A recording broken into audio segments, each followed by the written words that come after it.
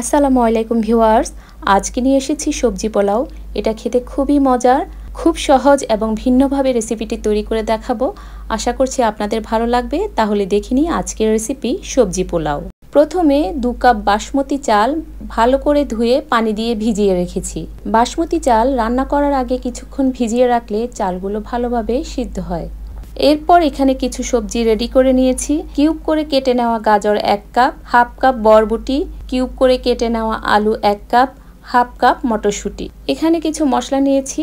Half চা চামচ গোটা জিরে, 4টে এলাচ, 2টো তেজপাতা, 5-6টি লবঙ্গ, 1 টুকরা দারচিনি। আর নিয়েছি কিছু কিশমিশ এবং কাজু বাদাম। এরপর চুলায় হাঁড়িতে পানি গরম বসিয়ে দিলাম। পানিটা একটু গরম হয়ে গেলে দিব 1 টেবিল চামচ রান্নার তেল এবং লবণ। লবণটা এখানে একটু চড়া করে দিব যাতে চালের ভিতরে লবণটা ঢুকে যায়।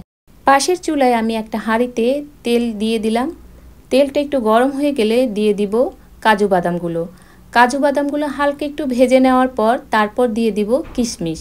বাদাম কিশমিশ ভাজা হয়ে গেলে এগুলোকে একটা বাটিতে তুলে নিব। এখন এই তেলের মধ্যে দিয়ে দিব হাফ চা চামচ গোটা জিরে, 2টো তেজপাতা, এলাচ, লবঙ্গ এবং দারচিনি।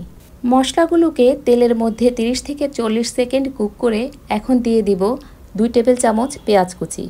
পেঁয়াজ কুচিটাকে কিছুক্ষণ ভেজে নেওয়ার পর তারপর দিয়ে দিব হাফ চা চামচ রসুন বাটা, হাফ চা চামচ আদা বাটা। আদা রসুনটাকে কিছুক্ষণ কষিয়ে নিব। আদা রসুনটা কিছুক্ষণ কষিয়ে নেওয়ার পর এখন দিয়ে দিব সবজিগুলো। এখানে সবজির মধ্যে আলু, গাজর, বরবটিটা কিছুক্ষণ কষিয়ে নেওয়ার পর তারপর মটরশুঁটিটা দিব। সবজিটাকে প্রিপেয়ার করতেই ততক্ষণে পানির মধ্যে বলক চলে এসেছে। এখন এই পানির মধ্যে চালগুলো দিয়ে দিব এবং একটা স্প্যাচুলা দিয়ে নেড়েচেড়ে দিব। এরপর পাশের চুলায় সবজিগুলো কিছুক্ষণ কষিয়ে নেওয়ার পর মটরশুঁটিগুলো দিয়ে দিলাম। সবজিগুলোকে নেড়েচেড়ে দিয়ে এখন দিয়ে দিব কয়েকটা ফালি করা কাঁচামরিচ আর দিব স্বাদমতো লবণ।